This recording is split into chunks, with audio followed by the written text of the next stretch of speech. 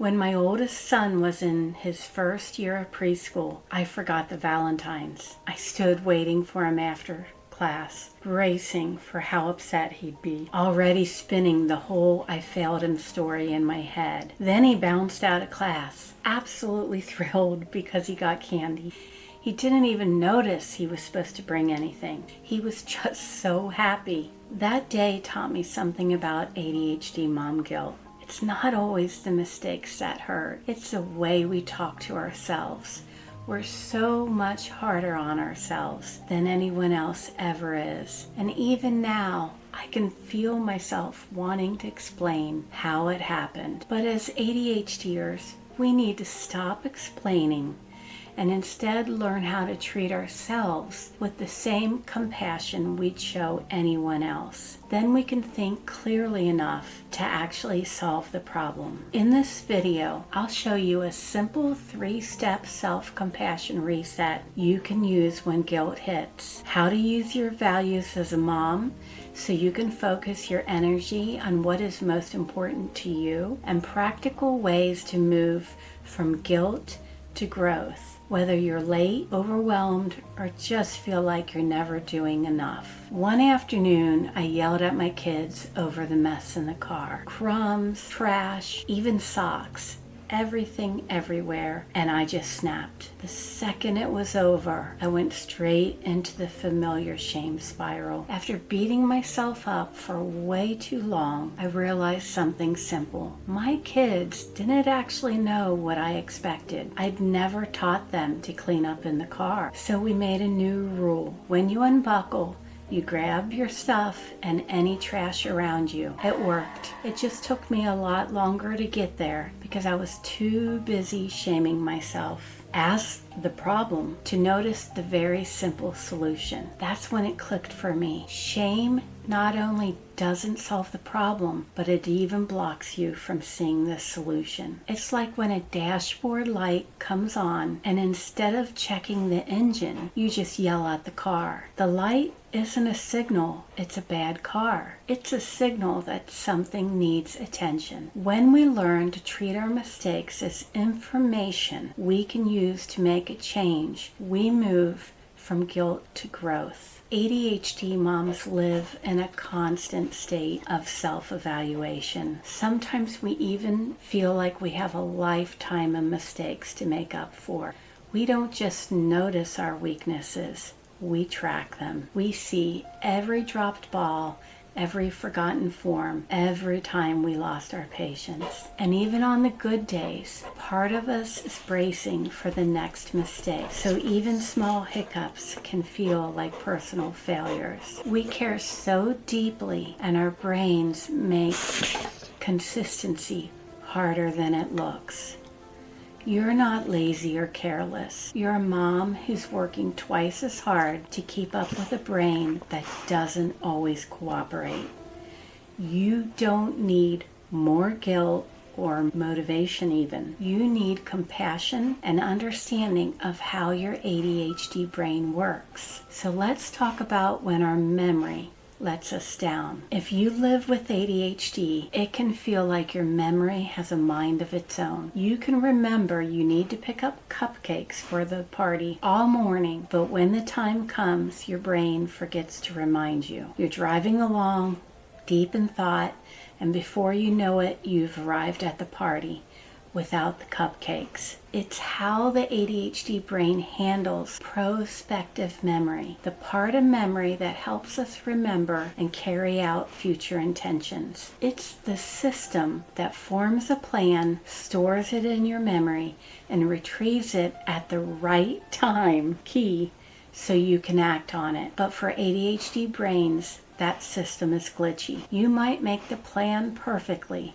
but when the right moment comes, the mental ping just doesn't fire because your brain is completely absorbed in what it's thinking about right then. It's like having reminders that sometimes just don't go off. So when something slips, it's simply a sign that your brain needs better external support, visual cues, shared calendars, alarms, or even a buddy reminder system. This isn't about trying harder though. It's about building systems that work with your brain. ADHD doesn't just affect focus and memory. It affects how quickly our emotions rise and how long they take to settle back down. Our nervous systems react fast, like cars with super sensitive gas pedals and brakes that sometimes stick. 1 minute we're fine, and the next we're flooded. Heart racing, voice louder, shoulders tense, before we even realize we've shifted gears. That's because ADHD brains often miss the early cues that signal we're reaching our limit. We skip right over the yellow light. By the time we notice, we're already in the red zone. The goal isn't to shut emotions down. It's to notice them earlier. This is important. Check in with your body throughout the day. Are my shoulders tight? Is my jaw clenched? Am I breathing shallow? Am I getting anxious or overwhelmed because it's just too loud or bright in here? These are signs your nervous system is asking for a pause. When you can, name what's happening. Name it to tame it. Out loud if possible. I'm feeling overloaded. That tiny moment of awareness helps you remember it's time to regulate. Maybe that looks like a few deep breaths, stepping into another room, or lowering your voice even into almost a whisper instead of raising it. It probably means some kind of break. Noticing these moments gives you a chance to rewire your brain for calm. You don't have to handle every emotion perfectly. You just have to notice your feelings a little sooner so you can take steps to keep yourself from being overwhelmed by them. Now for another very typical problem of ADHD: time. If you've ever speed walked into school drop-off saying, "I'm so sorry, we're late again," I see you. For many ADHD moms, lateness comes from time blindness. Our brains just don't feel time the same way. Often we live in two time zones, now and not now. It's not a moral flaw, it's a neurological one. Reframe it. Lateness is a cue we have a problem to solve. It's not a character test. Then come back to your values. What is more important to you? For me, it was more important that my child started the day feeling connected than perfectly on time. Then layer in supports that actually help. Set alarms for key moments. Set the alarm for when it's time to go to the bus stop. Build in buffer time and prep what you can the night before. And when you still end up a few minutes late, hopefully you can comfort yourself with the fact that you have been kind and have compassion for yourself so you can try again next time. The compassion helps you not hide from the issue. Now to deal with the mess. If you've looked around your house and thought, how did it get this messy this quickly? You've probably got kids. For moms with ADHD, clutter isn't about laziness or a lack of caring. It's about limited brain resources. Your brain is constantly managing attention, emotion, and decision fatigue. So the mental energy to sort, clean, and stay organized runs out faster than it does for most people. You could spend every ounce of that energy chasing a spotless home, but then what's left for the other things that actually matter to you? For laughing with your kids, sitting and reading together, having a conversation that isn't rushed or distracted. Structure and cleanliness do matter. They even help ADHD brains function better, but they aren't the full story of a good mom or a good home. You have to decide, do I want perfection or presence? And when you catch yourself feeling guilty, remind yourself, I made a decision that I want to prioritize, in this example, presence. I'm prioritizing what matters most to me today. The problem of consistency is next. Some days you're calm, playful, patient, basically Mary Poppins, and other days you're just done. You can't set another boundary. You forget the sticker chart even exists, and bedtime ends with, fine, watch one more show. That's parenting. Here's my personal opinion. Consistency is overrated. Not because it doesn't matter. It does. But because life, ADHD, and motherhood don't follow a script. The goal isn't to be perfectly consistent. It's to avoid being too inconsistent. When you swing wildly from super structured one day to completely over it the next, which sometimes you will, but if you do this a lot, kids can feel confused.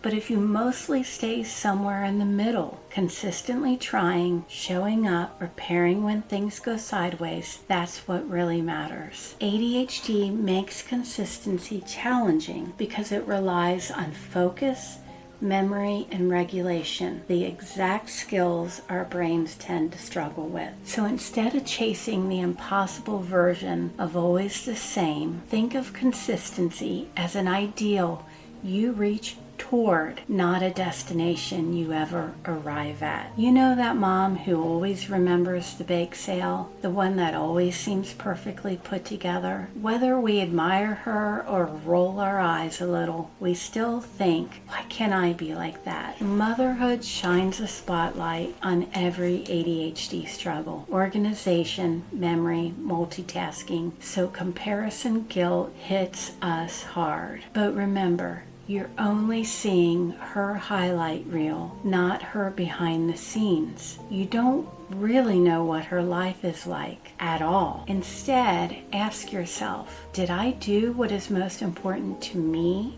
for my kids today? Remember what that is. Maybe you listened, hugged, or made them laugh. Keep remembering what is most important to you as a mom, not the missed forms, the bake sale, or the messy kitchen. You can't think your way out of a shame spiral. You have to feel your way out. Here's the simple 3-step reset you can use anytime guilt hits. First, recognize the difficulty. This morning was hard. Kids were melting down and my brain was overloaded. That shift from I am the problem to I'm a person having a hard moment is the first act of self-compassion. Then allow the feeling. Accept however you're feeling. I feel guilty and sad, and of course I do. Any mom would. Then, third, offer kindness and validation. We had a rough morning, but I'm learning and I deserve compassion too. Self-compassion isn't about letting yourself off the hook. It's creating enough emotional safety to actually learn from what happened. And every time you practice it, you make it a little easier to choose kindness over criticism the next time. So once you've calmed your nervous system, ask yourself, okay, what now?